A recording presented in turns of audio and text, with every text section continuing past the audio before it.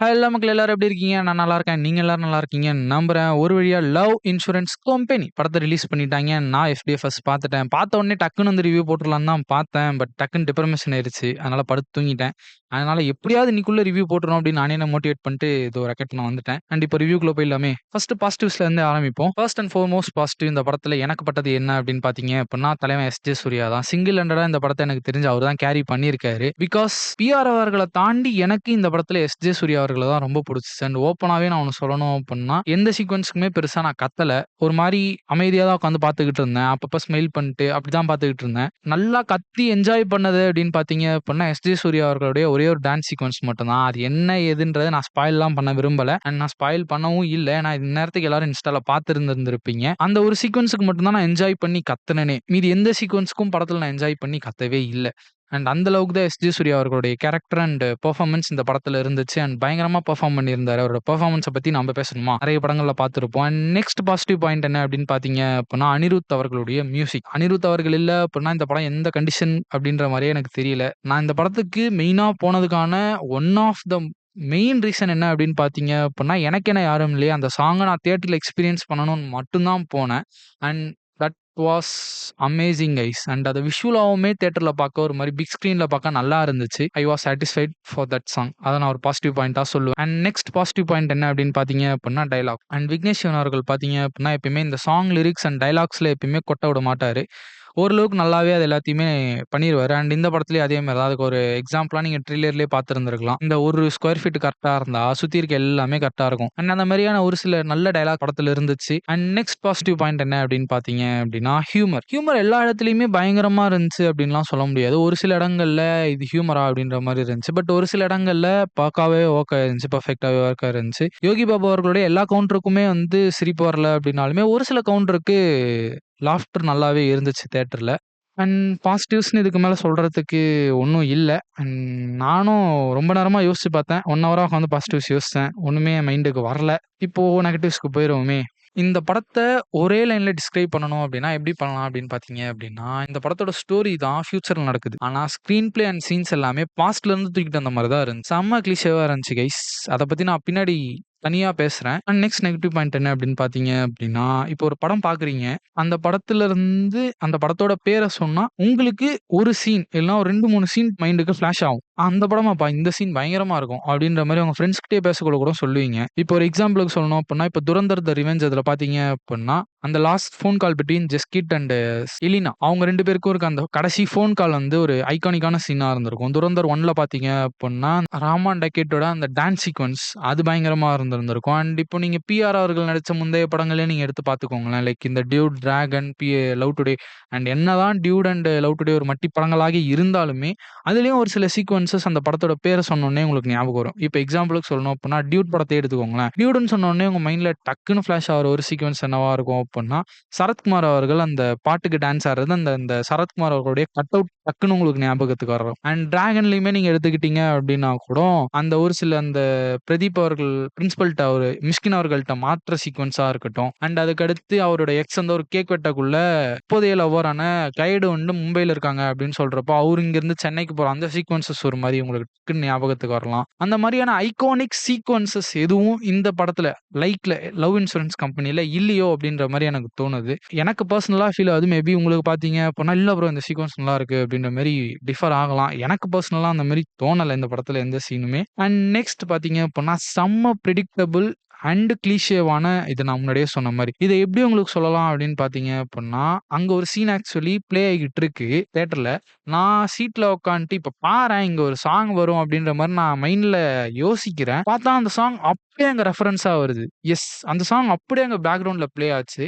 என்ன தரையில பேசலாம் திரையில வருது லைவ் ரிலே கொஞ்சம் டிலே. இப்படிதான் இருந்துச்சு. லைக் எப்படி சொல்றது? நான் ஒரு ஒரு குவிஸ் கேம் விளையாடுற மாரி தான் இருந்துச்சு. உண்மைய சொல்லணும் அப்படின்னா, இப்ப பாரேன் இங்க இது நடக்கும். பார்த்தோனே அப்படியே அங்க நடந்துச்சு. செம்ம கிளிஷேவா அண்ட் படத்தோட ஸ்டார்ட்டிங்ல ஒரு ஃபிளாஷ்பேக் ஒண்ணு வரும். சீமான் அவர்கள் வந்து ஒரு ஃபிளாஷ்பேக்க நரேட் பண்ணுவாங்க. உண்மைய சொல்லணும் அப்படின்னா, அந்த ஃபிளாஷ்பேக் ஆரம்பிச்ச அந்த செகண்ட்லயே இந்த ஃபிளாஷ்பேக் இப்படிதான் முடியும் பாரேன் அப்படின்ற மாரி எனக்கு வந்து உங்களுக்கும் வரும். நீங்க நெறைய படம் பார்க்குற ஆளுங்களா இருந்தீங்க அப்படின்னா, பார்க்கலனாலுமே டக்குனு வந்து இந்த ஃபிளாஷ்பேக் இப்படிதான் முடியும் பாரு அப்படின்ற மாரி உங்களுக்கு மைண்ட்ல வந்துரும். நீங்க நெனச்சதுக்கு 1 இன்ச் கூட குறையாம அப்படியே அந்த ஃபிளாஷ்பேக்கும் முடியும். நெக்ஸ்ட் நெகட்டிவ் பாயிண்ட்டா எனக்கு பட்டது என்ன அப்படின்னு பார்த்தீங்க அப்படின்னா, பிஆர். பிஆர் அவர்களுடைய முந்தைய படங்களான டியூட், டிராகன்லலாம் அவரு தான் ஒரு மெயின் பாசிட்டிவ் பாயிண்ட்டாவே இருந்தாரு. பிரதீப் ரங்கநாதன் அவர்கள் தான். பட் இந்த படத்துல அவருக்கு இந்த ரோல் செட் ஆகாத மாரி எனக்கு ஃபீல் ஆகுது. மேபி இன்னும் கொஞ்சம் மெச்சூரான ஒரு ஆள் லைக் கவின் அவர்கள் இந்த படங்கள் பண்ணியிருந்தா, மேபி இந்த படம் இன்னும் நல்லா வொர்க் ஆகி இருக்குமோ அப்படின்ற மாரி எனக்கு ஃபீல் ஆச்சு. ஏன்னா, ஒரு சில எமோஷனல் சீக்வென்ஸ்லலாம் பிரதீப் ரங்கநாதன் அவர்களுடைய எமோஷன் வந்து வெளிய வரல. இன்னும் கொஞ்சம் எமோட் பண்ணியிருக்கலாமோ அப்படின்ற மாரி எனக்கு தோணுச்சு. நெக்ஸ்ட் இந்த இன்ஸ்டால கிறுக்குத்தனம் பண்றவனுங்க எல்லாத்தையும் மூவில தூக்கிட்டு வந்து நடிக்க வச்சிருக்காய்ங்க.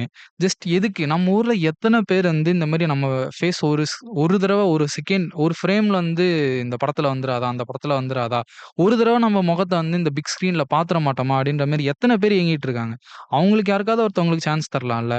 சர்வைவல் கூட பண்ண முடியாம இந்த சினிமா தான் அப்படின்ற மாரி சுத்திட்டு இருக்கானுங்க. எத்தனையோ பேர் இந்த ஊர்ல இருக்காங்க. அண்ட் அப்படி இருக்கக்குள்ள இந்த மாரி இன்ஸ்டால கிறுக்குத்தனம் பண்றவனுங்கள கூட்டு வந்து இங்க நடிக்க வைக்கிறது எந்த அளவுக்கு நல்லா இருக்குன்னு எனக்கு புரியல. ஏன் அவங்களுக்கெல்லாம் சான்ஸ் குடுக்கலாம்ல. அப்புறம் ஃபியூச்சர் ஜெனரேஷனுக்கு என்ன போகும்? அப்போ கோமாளியா இருந்தா தான் நம்மளையும் 4 பேர் பார்ப்பான். நம்மளையும் இந்த மாரி இதெல்லாம் கூப்பிடுவாங்க கேமியோக்கு அப்படின்ற மாரி தான் நான் நெனப்பான். அது ஒரு பேட் எக்ஸாம்பிளா இருக்கு. இது எத்தனையோ பேர் பேசிட்டாங்க. நானும் இத பேச வேணான்னு தான் நெனச்சேன். பட் இன்னைக்கு எனக்கு அத பார்த்த உடனே ஐ வாஸ் லிட்டரலி ஷாக்ட். இந்த ஜென்சி குட்டி குஞ்சான்ஸ்லாம் வந்து என்னத்த கன்சியூம் பண்ணுவானுங்க, என்னத்த கன்சியூம் பண்ண மாட்டானுங்கன்னே தெரிய மாட்டேங்குது. நான்லாம் இந்த இன்ஸ்டால இந்த கோமாளிகள பார்த்தாலே ரிப்போர்ட் அடிச்சு சுட்டு போற ஆளு. என்னைய கடைசில கூட்டு போய் இந்த கோமாளிங்கள பெரிய ஸ்க்ரீன்லயே பார்க்க வச்சுட்டாய்ங்க. I was just literally shocked guys. இன்னைக்கு வியர்டா ஒண்ணு நடந்துச்சு. இந்த டாக்டர் திவாகர்ன்ட்டு ஒருத்தர் சுத்திக்கிட்டு இருப்பார்ல இன்ஸ்டால. அவரு ஆக்சுவலி இந்த படத்துல ஒரு சின்ன ஒரு 4, 5 செகண்டுக்கு வந்தாரு. பார்த்தா எல்லாம் தியேட்டர்ல கத்துறாய்ங்க. "ஏன்டா கத்துறீங்க?" அப்படின்ற மாரி தான் இருந்துச்சு. இப்ப அவன் என்ன பண்ணிட்டான்னு நீங்க கத்துறீங்க? இதுக்கெல்லாம் கத்திக்கிட்டு இருக்கான். "ஏன்டா கத்துறீங்க?" அப்படின்ற மாரி தான் இருந்துச்சு. இப்ப அவன் என்ன பண்ணிட்டான்னு நீ கத்துற? அப்படின்ற மாரி தான் எனக்கு இருந்துச்சு. பிகாஸ் எத்தனையோ பேர் வந்து இங்க சினிமால சர்வை பண்ண முடியாம, சோத்துக்கு வழி இல்லாம கூட எத்தனையோ பேர் இருக்காங்க. ஆனா அவங்களுக்கெல்லாம் இங்க எந்த சான்ஸ், எந்த மரியாதையும் கிடைக்க மாட்டேங்குது. கோமாளித்தனம் பண்றவன கூட்டு போயிட்டு அங்க எடுத்து வச்சு இதுக்கான ரீசனுமே எனக்கு புரியுது. நீங்க வேற யாராச்சும் புரியாத ஒரு ஆக்டர கேஸ்ட் பண்ணாங்க அப்டின்னா, அவங்களுக்கு தனியா ஒரு கேரக்டர் எழுதணும். அவங்க என்ன பண்ணாங்கன்னு மான்டேஜ் எழுதணும். அதே இவங்கள கேஸ்ட் பண்ணோம் அப்டின்னா தேவையில்ல. அவங்களுக்கே புரிஞ்சிரும் ஆடியன்ஸ்க்கே அப்டின்ற மாரி. பட் எழுதுறதுல உங்களுக்கு என்ன? அதானே உங்க வேலையே அப்டின்ற மாரி தான் எனக்கு இருந்துச்சு உண்மைய சொல்லணும் அப்டின்னா பார்க்கக்குள்ள. I was just disappointed by this guys. எனக்கு இந்த படம் வந்து நான் அடிக்கணும்னு முடிவு பண்ணதுக்கு காரணமே இதுதான் உண்மையே சொல்லணும் அப்டின்னா. அண்ட் நெக்ஸ்ட் இந்த லவ்வ பத்தி நான் என்னத்த பேசுறதுன்னே எனக்கு புரியல. இப்போ இந்த வைப் வாசுன்ற கேரக்டர், தீமான்ற கேரக்டருக்கு மேல ஏன் லவ் வருது அப்டின்னு கேட்டீங்க அப்டின்னா தெரியாது. சீரியஸா தெரியாது அப்டின்ற மாரி தான் இருக்கும். இப்போ ஏற்கனவே லவ் பண்றாங்க அப்டின்னு காட்டுறது வேற. இப்பதான் ஃபர்ஸ்ட் டைம் பார்த்து லவ் பண்றாங்க அப்டின்றப்போ, அதுக்கான ஒரு ஜஸ்டிஃபிகேஷன் இல்லையே ஏன் லவ் பண்றாங்க அப்டின்றதுக்கு. இப்போ டியூட்லயே கூட நீங்க பார்த்தீங்க அப்டின்னா, ஃபர்ஸ்ட் வந்து மமிதா அவர்கள் வந்து இவங்களுக்கு ப்ரொபோஸ் பண்ணக்குள்ள, பிஆருக்கு ப்ரொபோஸ் பண்ணக்குள்ள வேணாம் அப்டின்ற மாரி சொல்ருவாரு. அப்புறம் சின்னதா ஒரு ரியலைசேஷன் மாரி வச்சு, அதுக்கப்புறம் நான் அவங்கள லவ் பண்றேன் அப்டின்ற மாரி காட்டியிருப்பாங்க.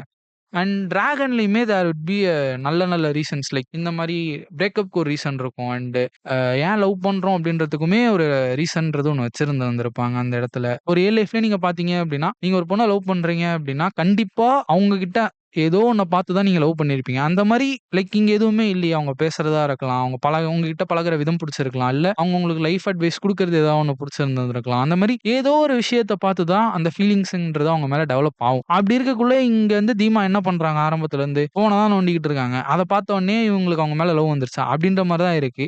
தேர் was nothing special about the love in this film அப்படின்ற மாரி தான் இருக்கு. அண்ட் இந்த லவ்வுக்காக பிஆர் அவர்கள் அவ்வளோ போராடுறாரு அப்படின்ட்டு சொல்றப்பயும், அது வந்து எடுபடல. உண்மைய சொல்லணும் அப்புட்ன்னா.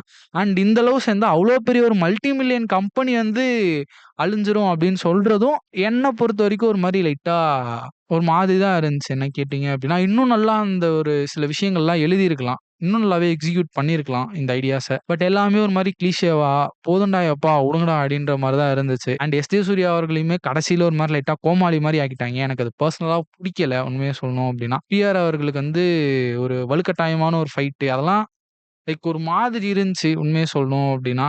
தயவு செஞ்சு இந்த படத்துக்கே சாட்டிஸ்ஃபை ஆயிடாதீங்க. பிகாஸ் இதுக்கே சாட்டிஸ்ஃபை ஆனீங்க அப்புட்ன்னா, அப்ப இதே மாரி படங்கள் தான் உங்களுக்கு திரும்ப திரும்ப வரும். பட் தெர்ல. இந்த ஊர்ல வந்து டூடே 100 கோடி அடிச்சுச்சு. அப்படி இருக்கக்குள்ள எனக்கு இதுவும் என்ன நிலவரம்னு சொல்ல தெரியல. அண்ட் நான் பேசணும்னா பேசிக்கிட்டே இருப்பேன் கைஸ். அண்ட் அவ்வளோதான். நான் ரொம்ப நாளா பேசணும்னு நெனச்ச கருத்துக்கள் எல்லாத்தையும் சென்டர்ல சொருகியிருப்பேன். அண்ட் இவ்வளோ நேரம் இந்த வீடியோவ பார்த்ததுக்கு தாழ்மையான மிக்க நன்றிகள். படம் பார்க்கலாமா அப்படின்னு என்ன கேட்டீங்க அப்படின்னா, எனக்கு அது தெரியல. ரொம்ப போர் அடிச்சது அப்புட்ன்னா போய் உட்காருங்க. அங்க போர் அடிக்காது. ஆனா வெளிய வந்ததுக்கப்புறம் அத யோசிச்சு பார்த்தீங்க அப்படின்னா, இப்ப இதுக்கெல்லாம் எதுக்கு கத்தணும் அப்படின்ற மாரி இருக்கும். அண்ட் அவ்வளோதான் கைஸ் இந்த வீடியோ. அண்ட் உங்கள அடுத்த வீடியோல பார்க்குறேன். Until then see you. Tata. Bye by.